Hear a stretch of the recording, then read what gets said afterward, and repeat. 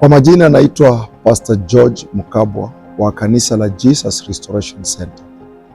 Jesus Restoration Center ni kanisa ambalo linapatikana Mwanza, Tanzania. Na mwezi wa Januari kanisa la Jesus Restoration Center lina mfungo wa siku 21 ambao umeanza kuanzia tarehe 12 na tunamaliza tarehe 1 mwezi wa pili. Kwa sababu ya mfungo huu natamani sana na wewe ushiriki. Unaweza kushiriki online, unaweza shiriki pamoja na sisi. Kama uko Mwanza unaweza ukaja live.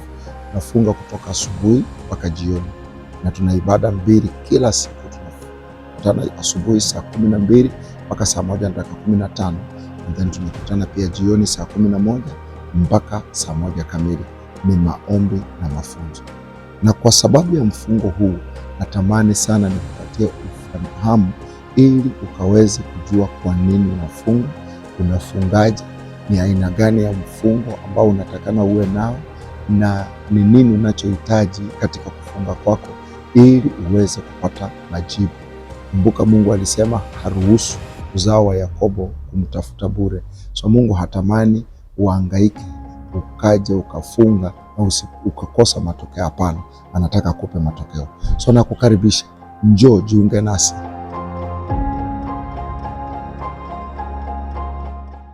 Karibu sana msikilizaji wangu.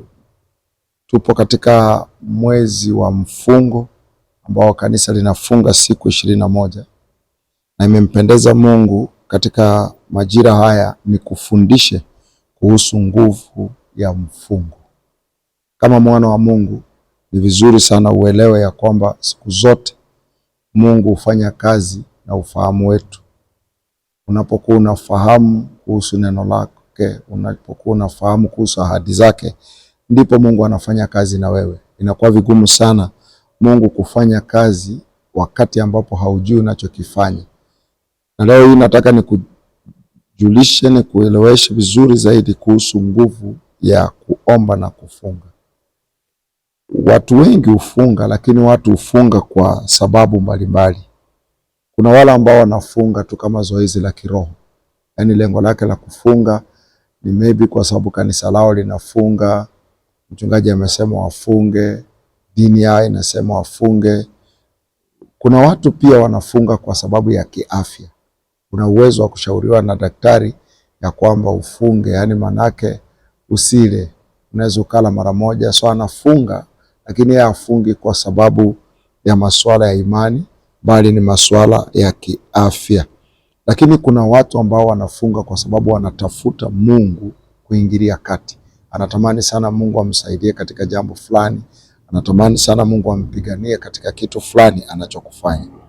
Sababu ya kufunga kwako ndio inayofanya mfungo unakuwa na dhamani. Yaani faida ya mfungo wako inaamriwa na sababu ya kufunga kwako.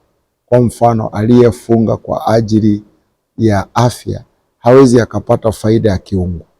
Anayefunga tu kwa sababu ya kidini pia hawezi akapata faida ya kiungu.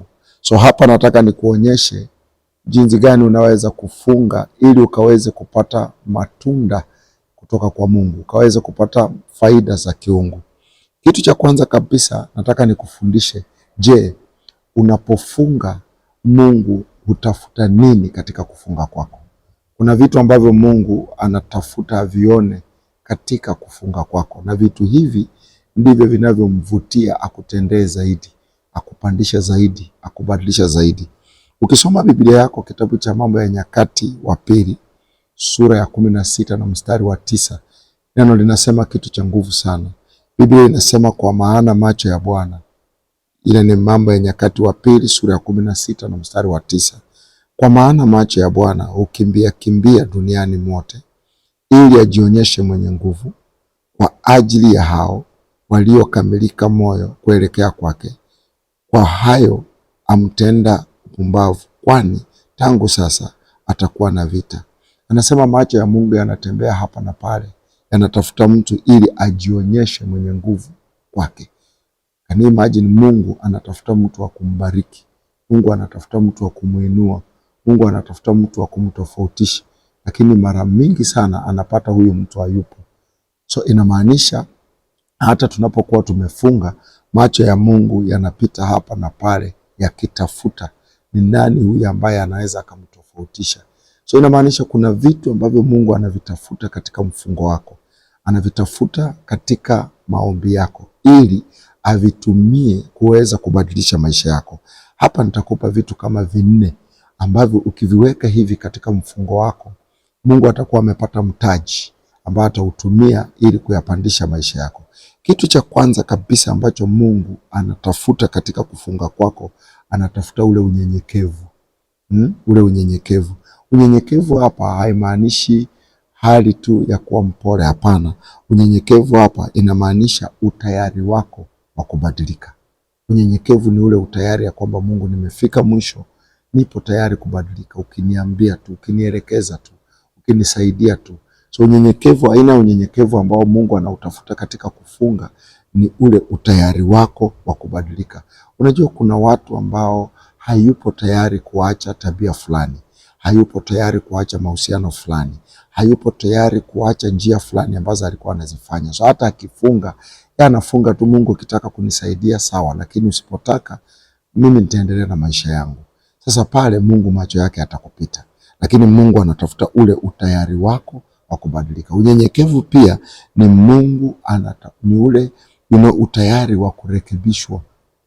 Yaani upo tayari kabisa kurekebishwa. Pale ndio Mungu atapata ujasiri hata wa kulituma neno lake, kwa sababu ameona moyo wako upo tayari kurekebishwa. Upo tayari kabisa kuelekezwa ya kwamba umekuja mbele za Mungu. Number 1, mimi nipo tayari nibadilike. Mungu akiniambia ni hiki nitakiacha. But number 2, nina haja ya kujua nifanye nini, kwa sababu hiyo nipo tayari nielekezwe.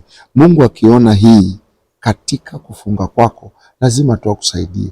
Vile vile unyenyekevu wako hapa ni utayari wa unajitambulisha kwa Mungu ya kwamba unataka msaada. Admitting your need for change, yani need for help. Unajionyesha kabisa ya kwamba kwa kweli nahitaji msaada kutoka kwa Mungu. Yani umefika mwisho, umefika kikomo. Hiki ni cha kwanza ambacho Mungu anakiangalia sana kwenye mfungo wako. Katika Mambo ya Nyakati wa Pili sura ya 7 mstari wa 14, Biblia inasema, ikiwa watu wangu walioitwa kwa jina langu watajinyenyekesha. Yani hilo neno kujinyenyekesha ni kwamba watakuwa tayari kurekebishwa, watakuwa tayari kubadilika, wanaonyesha kiu cha kutaka niwasaidie. Hawa ndio watu ambao Mungu anawatafuta. But kitu cha pili ambacho Mungu anakitafuta katika mfungo wako ni ile hali ya kumtegemea. Your dependence on him. Mungu anatafuta mtu ambaye anamtegemea.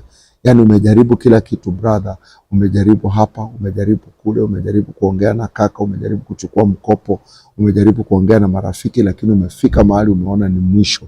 Na sasa imekusukuma kwa Mungu. Manake umefika mwisho kabisa ya kwamba Mungu, usiponisaidia wewe, kwa kweli mimi sina msaada mwingine. Usiponiinua wewe, mimi njia zangu mwenyewe sitaweza. Huyu ndio mtu ambaye Mungu anamtafuta, na mfungo wa aina hii lazima tu ukutane na mkono wa Mungu. Ndicho anachosema katika kitabu cha Yohana sura ya 15 na mstari wa 5. Anasema mimi ni mzabibu, mimi ni mzabibu, nyinyi ni matawi. Akaaye ndani yangu nami ndani yake, huyo huzaa sana, maana pasipo mimi hamwezi kufanya neno lolote. So umefika mahali kabisa unaona ya kwamba kwa kweli hapa mimi sina jinsi, nitamkimbilia Mungu wangu anisaidie. Pale ukifika kiwango hicho na kikuleta katika kufunga, umefika mwisho na unaona kabisa unamtegemea Mungu. Chochote atakachosema, chochote atakachokuelekeza, njia yoyote atakayokuambia, upo tayari kuifuata.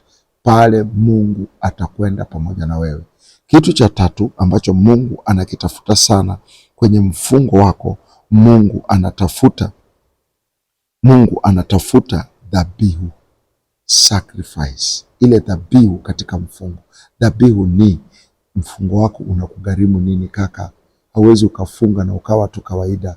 Lazima kufunga kwako kwa Mungu kugharimu usingizi, kufunga kwako kwa Mungu kumekugharimu starehe fulani, kumekugharimu shughuli fulani, kumekugharimu mambo fulani.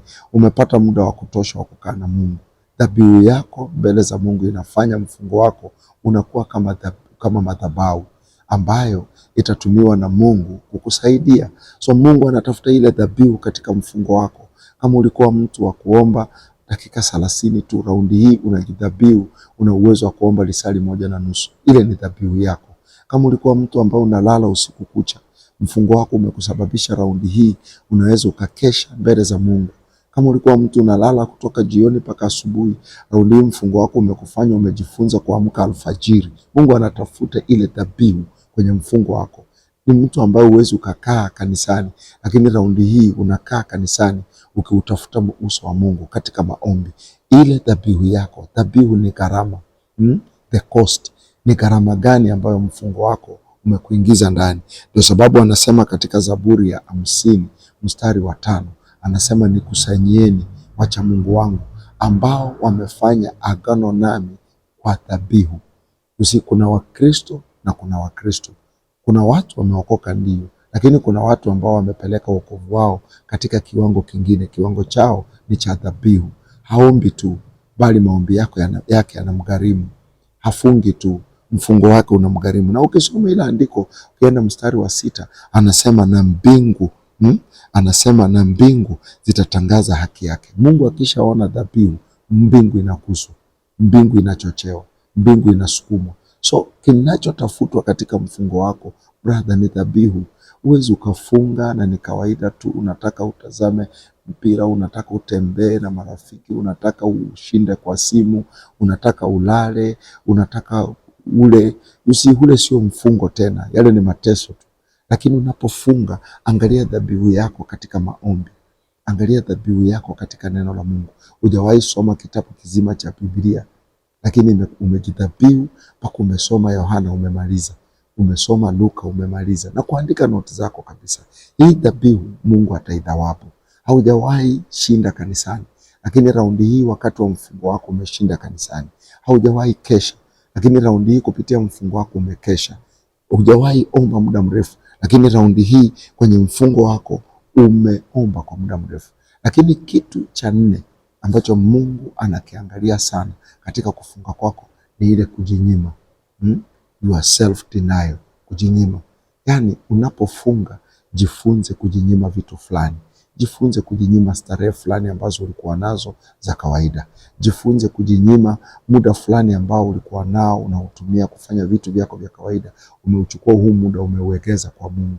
Kama ulikuwa na muda mwingi wa kutazama TV, huo muda umefunga TV kabisa, yani haupiti kule, umeuwekeza kwa mfungo wako, umeiwekeza huo muda kwa kuomba na kufunga. Ama kama ulikuwa na muda ambao unatumia sana kwenye kutembelea watu, kutembelea marafiki, kuchati kwenye simu, huu muda umeufunga. So Mungu anaona kabisa simu yako raundi hii imekaa pembeni, hauishughuliki naye kwa sababu unamtafuta uso wake. Brother, ukifanya hivi katika kujinyima hivi, Mungu mfungo huu unamvutia. Hili utaliona katika kitabu cha Mathayo 16 na mstari wa 24. Biblia inasema, wakati huo Yesu aliwaambia wanafunzi wake, mtu yeyote akitaka kunifuata na ajikane mwenyewe, ajituke msalaba wake, anifuate. Mungu anataka aona umejikana nini, umejinyima nini, ambacho wewe sio kwamba umelazimisha, usisulutishwe. Umejinyima mwenyewe kwa hiari. Unapofanya hivi, mfungo wako unamvutia sana Mungu. Hivi ni baadhi ya vitu 4 ambavyo Mungu anavitafuta. Kumbuka neno nililokupa, anasema macho ya Mungu yanatembea hapa na pale, yanakimbia hapa na pale, yakitafuta ili kujionyesha mwenye nguvu kwako. So Mungu anaangalia hivi vitu ili aweze kujionyesha mwenye nguvu. Ili tatizo ulilo nalo, Mungu anataka ajionyeshe mwenye nguvu. Hali ya kifedha unayopitia, Mungu anataka ajionyeshe mwenye nguvu. Lakini swali ni je, uko tayari kujikana? Uko tayari kujinyima ili aweze kukusaidia? Swali la pili ni je, uko tayari kujinyenyekesha? Upo tayari akurekebishe? Uko tayari aweze aweze kukubadilisha? Kama uko tayari, then yeye yuko tayari. But kitu cha 3, je, unaweza ukamtegemea Mungu? Kumtegemea Mungu ni kuonyesha imani yako katika neno. Yani Mungu anataka uonyeshe kabisa ya kwamba unamtegemea, ya kwamba umefika mwisho kabisa. So umelishika neno lake, unalitegemea, unamkimbilia uwepo wake, unamlilia, yani unamtafuta ya kwamba Mungu, sina njia hapa, sina njia yoyote, sina jinsi hapa, wewe ndio ninayekimbilia. Jiepushe na hii hali ya kwenda kwa Mungu kama mbadala ya kwamba nitaenda kwa Mungu, asiponipa nitaenda kwa kaka, pale utapoteza msaada. Fika mwisho brother, jionyeshe ya kwamba Bwana, nipo mwisho hapa. Mungu usiponisaidia wewe, mimi siwezi kuwa na msaada mwingine. And then Mungu anaangalia ile dhabihu. Kitakacho tofautisha mfungo wako na vitu na watu wengine na mifungo mingine yote ni dhabihu uliyoweka ndani. Kama ulikuwa unaomba dakika chache, hebu pandisha muda wa maombi. Hebu jidhabihu kwenye neno la Mungu. Hebu jidhabihu kudumu katika uwepo wake. Ukifanya hivi vitu vinne, utaanza kuona mfungo umekuzalia matunda. Utaanza kuona mfungo umeanza kukupa matokeo. Utaona mfungo umekurudishia thawabu ambayo ina uwezo wa kukaa na wewe muda mrefu sana. Ndio kazi ya mfungo. So please, mtu wa Mungu, usilalamike, usilie sana.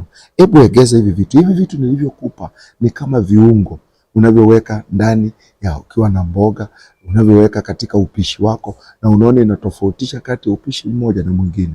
Basi kila mmoja anaweza akanunua nyama, lakini tofauti ya upishi ni viungo ulivyoweka ndani. Tofauti ya mfungo ni hivi vitu vinne ambavyo tunaweka ndani, vinafanya mfungo wako unakuwa na uzito sana. Vinafanya mfungo wako unakuwa na ushawishi sana katika ulimwengu wa roho. Vinafanya mfungo wako unakuwa na mguso sana, haswa kuuguza moyo wa Mungu, na Mungu anapata nafasi ya kukushughulikia. Naomba tukutane tena kwenye somo la pili nitakapokuwa na kuonyesha faida ambazo utazipata katika kuomba na kufunga. Karibu na usikose session inayofuata ambapo nitakufundisha faida ambazo unapata unapofunga. Ubarikiwe.